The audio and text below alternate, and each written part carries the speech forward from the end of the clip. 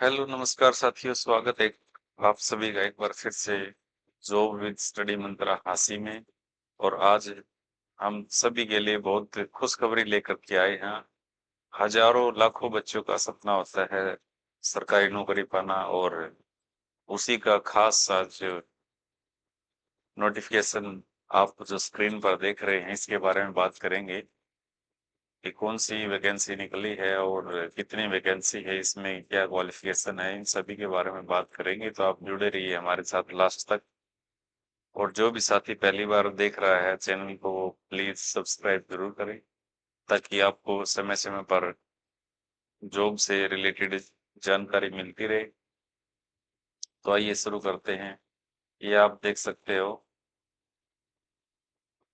भारत सरकार कर्मचारी चयन आयोग यानी एसएससी के जो ये नोटिस आया हुआ है कांस्टेबल के लिए, कांस्टेबल जीडी यानी general duty in central armoured police force, जिसको हम शॉर्ट में सीएपीएफ भी बोलते हैं,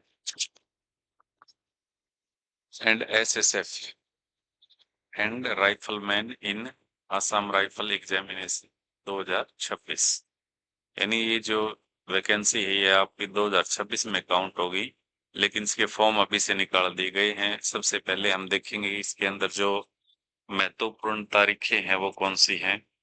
सबसे पहले आप देखो भी, date of submission of online application form 1 दिसंबर से 31 दिसंबर तक आपके फॉर्म भरे जाएंगे। लास्ट डेट जो रहेगी वो रिसिप्ट ऑनलाइन एप्लीकेशन फॉर्म की, वो 31 दिसंबर को रात के 11 बजे तक रहेगी। ऑनलाइन फीस हम कटवा सकते हैं 1 जनवरी 2026 को रात 11 बजे तक।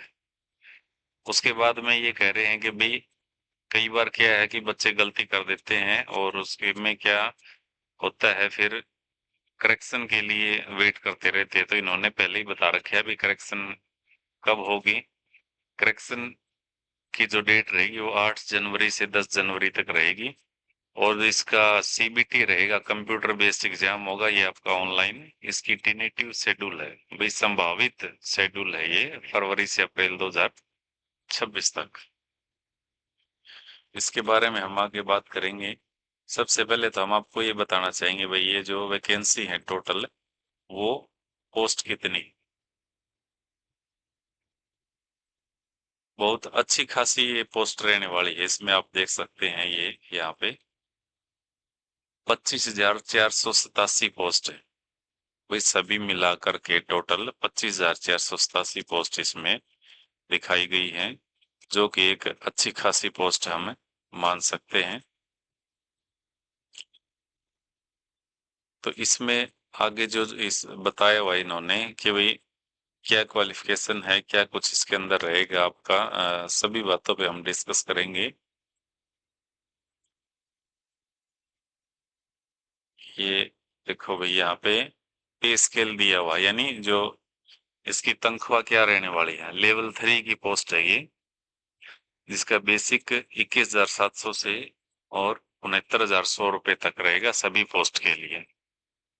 और जो डिटेल है ये दी हुई है वैकेंसी की, ये डिटेल ऐसी है भाई, मतलब कौन सी पोस्ट फोर्स के अंदर कितने कितने जो एक इसके अंदर पद हैं ये आप देख लीजिएगा। सब अलग अलग से वेरिएशंस इसमें किया हुआ है। तो इसको हम आगे चलते हैं, क्योंकि अगर हम ऐसे एक एक चीज पढ़ने लग जाएंगे तो बहुत ज्यादा लंबी हो जाएगी वीडियो। तो इसके बाद में हम आगे देखते हैं, जैसे मैं बताया था अभी आपको 25,487 है। अच्छा, इसके लिए एज लिमिट क्या रहने वाली है, ये बड़ा महत्वपूर्ण टॉपिक है इसमें।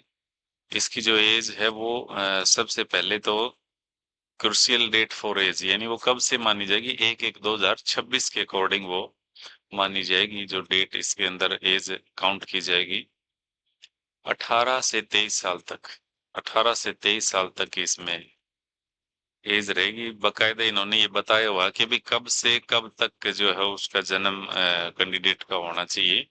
इन्होंने बोला भी 2 जनवरी 2003 से पहले का नहीं होना चाहिए, और 1/1/2008 से बाद का नहीं होना चाहिए, यानी इस दौरान अंदर जो है उसका जन्म हो तभी वो फॉर्म भर सकता है। इसमें कुछ कैटेगरी है जिसमें रिलैक्सेशन दिया गया है एज का। SC ST का 5 साल की छूट रहेगी, OBC की 3 साल की छूट रहेगी और एक्स सर्विसमैन की 3 years after deduction of the military service rendered from the actual age on the date of recognition। तो इसमें आगे देखो भाई, ये कुछ और एज रिलैक्सेशन दिए हुए हैं भाई। Children and dependent of victims killed in 1940 84 rights, यानी जो आपके 1984 के जो दंगे हुए थे उसके, उसमें अगर कोई विक्टिम जो मारा गया था उस दौरान, उसके जो बच्चों के लिए या फिर उसके ऊपर जो आश्रित है उनको भी 5 साल की छूट दी गई है इसमें। और इसमें अनरिजर्व यानी जनरल और EWS वालों के लिए 5 साल की है, और उसी में OBC के लिए 8 साल की है और SC ST के लिए 10 साल की है। यानी ये जो इसमें आपका एज क्राइटेरिया रहने वाला है। उसके बाद में देखो हम आगे चलते हैं, इसके बारे में और डिस्कस करेंगे क्या कुछ इसमें दिखाया गया। इसके जो मुख्य मुख्य बिंदु है वो उन पे हम जरूर चाहेंगे कि एक बार नजर डाली जाए, ताकि जो बच्चे हैं उनके मन में कोई डाउट ना रहे किसी प्रकार का।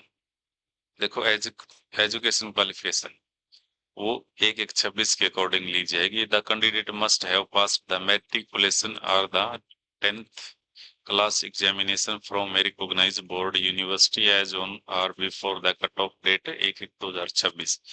यानी ये कह रहा है कि भी जो कैंडिडेट है उसने 10वीं पास की होनी चाहिए 1/1/2026 से पहले पहले, रिकॉग्नाइज बोर्ड से या यूनिवर्सिटी से।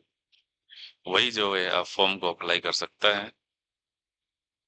और candidate who have not acquired the essential education qualification as on the stipulated date 1/1/2026 will not be eligible, need not to apply. यानी ये कह रहा है कि अगर 1/1/2026 से बाद की अगर कोई आपके पास में क्वालिफिकेशन है तो वो आपकी नहीं मान्य जाएगी। उससे पहले पहले की जो है आपकी ये काउंट होगी इसके अंदर। ये उन्होंने साफ साफ किया हुआ है। देखो इसमें बोनस मार्क्स दिए हुए हैं, ये बहुत अच्छी बात है भाई NCC के लिए। अगर NCC का आपके पास C सर्टिफिकेट है तो 5% मैक्सिमम मार्क आपको दे सकते हैं, वो बोनस मार्क मिलेंगे इसमें एग्जामिनेशन में। और NCC का B सर्टिफिकेट है तो आपको 3% मैक्सिमम मार्क्स मिल सकते हैं एग्जामिनेशन के। और A सर्टिफिकेट है तो 2% का जो आपको फायदा मिलेगा इसमें एग्जाम के अंदर। तो ये भी अच्छा खासा एक, जिन बच्चों के पास है उनके लिए बहुत अच्छा ये प्लस पॉइंट है कि भाई NCC का अगर आपके पास में है तो उसका फायदा आप जरूर लें, उसको अपलोड जरूर करें। जब भी डॉक्यूमेंट अप्लाई करेंगे उसके अंदर बकायदा इसके लिए कॉलम होता है, उसमें आप देख करके इसको भरेंगे। ये देखो फीस जो है इसकी क्या रहेगी, एप्लीकेशन फीस। ये अच्छी बात है SSC की कि भाई फीस ज्यादा नहीं लेते ये। इसमें सिर्फ आपको 100 रुपए जो है आपकी फीस इसके अंदर रहने वाली है। और women candidate and candidates belonging to schedule caste tribes and ex serviceman eligible for reservation are exempted from the payment of fees. यानी ये जो मैंने बताए हैं, अगर इनसे आपका मदद है, इनमें से आप कोई, तो आपके लिए ये छूट रहेगी फीस के लिए। इसमें आपकी कोई फीस नहीं लगने वाली। तो आप इसको ध्यान से देख सकते हैं ताकि आपके जो है 100 रुपए बच जाएं और वो और कहीं आपके काम आ सकते हैं। इन्होंने बोला हुआ कि भाई fees once paid shall not be refunded under any circumstances nor will it be adjusted against any other examination or selection। यानी एक बार अगर आपने फीस कटवा ली तो वो दोबारा रिफंड नहीं होगी भाई, और ना ही वो किसी और एग्जाम में एडजस्ट की जाएगी। तो इसलिए आप अगर जनरल में है तभी फीस कटवाएं, अदरवाइज अगर आपको किसी भी प्रकार की छूट है तो ध्यान से देखें उसको। फीस आपको कटवाने की जरूरत नहीं है। ये देखो भाई, ये इन्होंने इसमें क्या दिया आगे, एग्जामिनेशन सेंटर दिए हुए हैं और सेंटर कोड दिए हुए हैं, ये आप ध्यान से देख करके भरेंगे अच्छे से, जहां भी मतलब आपने भरना है। जैसे सेंट्रल रीजन है, सेंट्रल रीजन में क्या आता है, बिहार है, उत्तर प्रदेश है, ठीक है। बिहार उत्तर प्रदेश से अगर आप हैं या फिर यहाँ पर आप एग्जाम देना चाहते हैं, तो ये वाले जो सेंटर है इनमें से आप जो भी आप प्रेफर करोगे उसके हिसाब से अपना सेंटर भरना है। इसमें कोई भी जल्दबाजी आपने नहीं करनी। तो ये देखो, ये अलग अलग दिए हुए हैं, ईस्टर्न रीजन के अलग दिए हुए हैं, कर्नाटका केरला के अलग दिए हुए हैं, मध्य प्रदेश के अलग है, इसमें नॉर्थ रीजन के अलग हैं। दिल्ली जो है, एनसीआर नॉर्थ रीजन, ये अलग इसके अंदर दिए हुए हैं। तो ये नॉर्थ वेस्टर्न के अलग हैं। यानी आप सभी इनको लिस्ट को अच्छे से चेक करके आप अपने हिसाब से जो इसमें सेंटर आपने फिल करना है। ये देखो भाई, मेन चीज इसके अंदर क्या है, जो आपका एग्जाम है वो कैसे रहेगा। ये आपका एग्जाम रहेगा कंप्यूटर बेस्ड एग्जामिनेशन, जिसमें आपके क्या रहेंगे, ऑब्जेक्टिव टाइप क्वेश्चन रहेंगे। इसमें 80 क्वेश्चंस आएंगे और 2 मार्क्स यानी 2 नंबर का एक क्वेश्चन रहेगा इसमें। आगे इन्होंने 80 जो क्वेश्चन दिए हुए हैं, इनको इनके भी पार्ट अलग अलग डिवाइड कर दिए, part A B C D। ए में रहेगा general intelligence and reasoning, 20 question रहेंगे इसमें, जिसके 40 नंबर रहेंगे। और फिर उसके बाद में general knowledge and general awareness के 20 क्वेश्चन रहने वाले हैं, एलिमेंट्री मैथ के 20 रहने वाले हैं, और इसमें आप आगे जो फोर्थ में है डी में, इंग्लिश और हिंदी के 20 इसमें रहने वाले हैं। टाइम आपका रहेगा 1 घंटा, यानी 60 मिनट में आपने 80 क्वेश्चन करने हैं। तो तैयारी अभी से आप शुरू कर दीजिए, और जिन बच्चों ने पहले से तैयारी शुरू कर रखी है उनके लिए तो और भी अच्छी बात है। आप जो नीचे ये देख रहे हैं स्क्रीन पर, आप हमारे यहाँ से भी जो है इसकी कोचिंग ले सकते हैं, स्टडी मंत्रा कोचिंग सेंटर हांसी से। तो आप जो नंबर दिया हुआ है इंक्वायरी पे, यहाँ बात करके अपने जो क्वेश्चंस जो कोचिंग से रिलेटेड है, कुछ पूछना है तो आप पूछ सकते हैं, और अपनी तैयारी अभी से शुरू कर दीजिए स्टडी मंत्रा कोचिंग सेंटर हांसी के साथ में, बगैर किसी भी टाइम का वेट किए। ये देखो सिलेबस इसके अंदर दिया हुआ है भाई, ये आप सब लेना है। एलिमेंट्री मैथ में क्या आएगा, इंग्लिश हिंदी में क्या रहेगा, ये सारे के सारे जो है आपने अच्छे से पढ़ना है, ताकि किसी प्रकार का कोई भी ऐसी चीज ना हो भी जो आपसे छूट जाए और बाद में आपको फील होगी हमें तो इसका पता ही नहीं था सर कि भाई ये भी आने वाला है क्या। तो इसलिए जो भी इसमें दिया हुआ है आपने सभी ने अच्छे से इसके अंदर पढ़ना है। ये उसके बाद में देखो भाई, फिजिकल एफिशिएंसी टेस्ट, यानी जिसको हम पीटी भी बोलते हैं शॉर्ट में। पीटी कैसा रहने वाला है, इसमें मेल का अलग है, फीमेल का अलग है। मेल के लिए रेस रहेगी आपकी 5 किलोमीटर 24 मिनट में, और फीमेल के लिए रहेगी 1600 मीटर 8.5 मिनट में।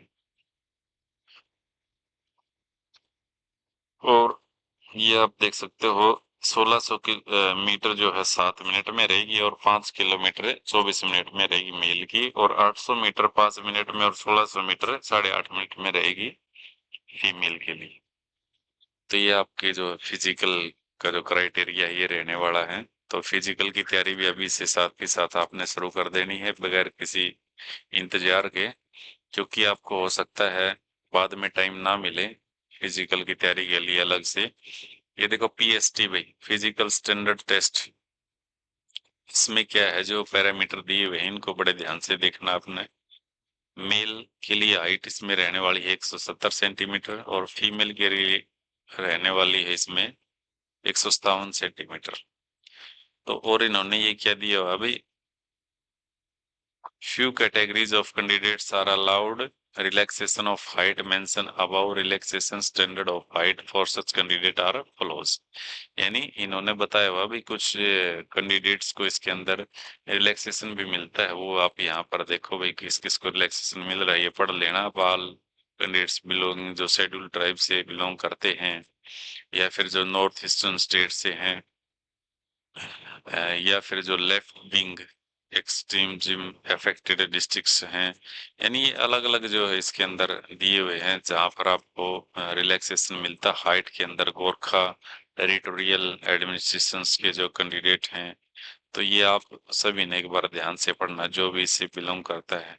चेस्ट देखो भाई, चेस्ट जो रहने वाली है वो male candidate should have the following standard of chest measurement unexpanded 80 centimetre और मिनिमम एक्सपेंशन 5 सेंटीमीटर, यानी आपकी बगैर छाती फुलाएं जो है वो छाती आपकी रहनी चाहिए 80 सेंटीमीटर और 5 सेंटीमीटर का उसके अंदर फुलाव भी होना चाहिए। ये दोनों चीजें आपकी होनी चाहिए और वही जो है रिलैक्सेशन इसमें भी दी हुई है, ये आप पढ़ लेना अच्छे से। वेट के लिए इन्होंने कुछ ऐसा क्राइटेरिया यहाँ पर रखा नहीं है, लेकिन बस इन्होंने बोला भी प्रोपोर्शनेट, यानी अनुपातिक ठीक होना चाहिए, आपका हाइट के हिसाब से है और एज के हिसाब से जो मेडिकल स्टैंडर्ड होता है उसके अकॉर्डिंग आपका वेट होना चाहिए। मेडिकल आपका रहेगा, उसके बाद में मेडिकल एक डॉक्यूमेंट वेरिफिकेशन रहेगी, वो सब आपने लेके जाना साथ में। जो जो यहाँ पर दिया हुआ है डॉक्यूमेंट वेरिफिकेशन के अंदर, मैट्रिक की सेकेंडरी एग्जामिनेशन की जो आपकी जिसके अंदर एज भी प्रूव होती हो, नाम है, एजुकेशन क्वालिफिकेशन, वो सब आपने लेके जाना। Domicile certificate, permanent residential certificate जो कि कॉम्पिटेंट अथॉरिटी के द्वारा इशू किया हुआ। अच्छा, वैलिड एनसी सर्टिफिकेट भाई, अगर किसी साथी ने एनसीसी में अप्लाई किया है तो वो अपना सर्टिफिकेट जरूर लेके जाएगा उस समय। और ये सभी तरह की जो है भाई, अगर किसी से आप कैटेगरी से अलग कैटेगरी से अगर आप रिलेट करते हैं जैसे जनरल के अलावा, तो आपको कास्ट सर्टिफिकेट भी आपको लेके जाना है। तो ये सब जो है आप अच्छे से इसके अंदर पढ़ लेना। तो ये देखो भाई, सारे इंस्ट्रक्शंस आपने कुछ भी नहीं छोड़ना है, ठीक है। अच्छा, ये जिस टाइम पे आप एग्जाम देने जाओगे उसमें से आपको क्या है, ये जो आईडी जो है साथ में लेके जानी पड़ेगी, और 2 घंटे पहले आपने जो है before the schedule start of examination आपने रिपोर्ट करना है वहां पर। ये भी बहुत जरूरी है क्योंकि कई बार बच्चों की तैयारी बहुत अच्छी होती है लेकिन वो समय से नहीं पहुंच पाते, तो बाद में बहुत ज्यादा उनको पछतावा होता है कि काश मैं थोड़ा सा पहले पहुंच जाता। तो इसलिए आपने कोई रिस्क नहीं लेना है इसमें। और जो आपकी जो आईडी है, इनमें से आप आईडी देख सकते हो भाई कौन कौन सी आईडी आपने लेके जानी है। ये देखो, वोटर आईडी, इसके अंदर आप ले जा सकते हो driving licence, PAN card, passport, या फिर आपकी कोई एम्प्लॉयर आईडी है तो जो गवर्नमेंट और पीएसयू की या प्राइवेट से रिलेटेड इशू की हुई है, और वो अगर आप इस सब में हो एक्स सर्विस मैन हो तो डिस्चार्ज बुक जो आपको मिली हुई है मिनिस्ट्री ऑफ डिफेंस से, वो आपने जरूर लेके जानी है। तो और आगे हम इसमें देखते हैं क्या है मोड ऑफ सिलेक्शन। जो है मोड ऑफ सिलेक्शन क्या रहेगा भाई, इसमें कम सबसे पहले आपका एग्जाम रहेगा, उसके बाद में आपका पीटी होगा, उसके बाद में पीएसटी होगा, फिर मेडिकल एग्जामिनेशन होगा और फिर क्या होगा, आपके डॉक्यूमेंट वेरिफिकेशन होंगे। तो ये सारा का सारा प्रोसेस आपका रहने वाला है इसमें।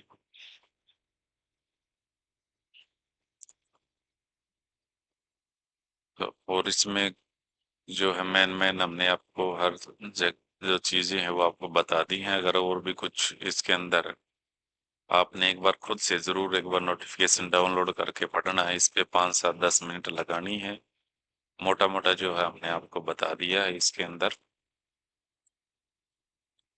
तो एक बार मैं फिर से आपको यही बताना चाहूंगा कि अगर आप तैयारी करना चाहते हैं सीरियसली और नौकरी पाना चाहते हैं तो जो नीचे दिए गए नंबर पे आप संपर्क कर सकते हैं। और स्टडी मंत्रा कोचिंग सेंटर हांसी जो कि हिसार डिस्ट्रिक्ट में है, आप यहाँ पर ज्वाइन कर सकते हैं और जो आपका सरकारी नौकरी पाने का जो सपना वो साकार कर सकते हैं।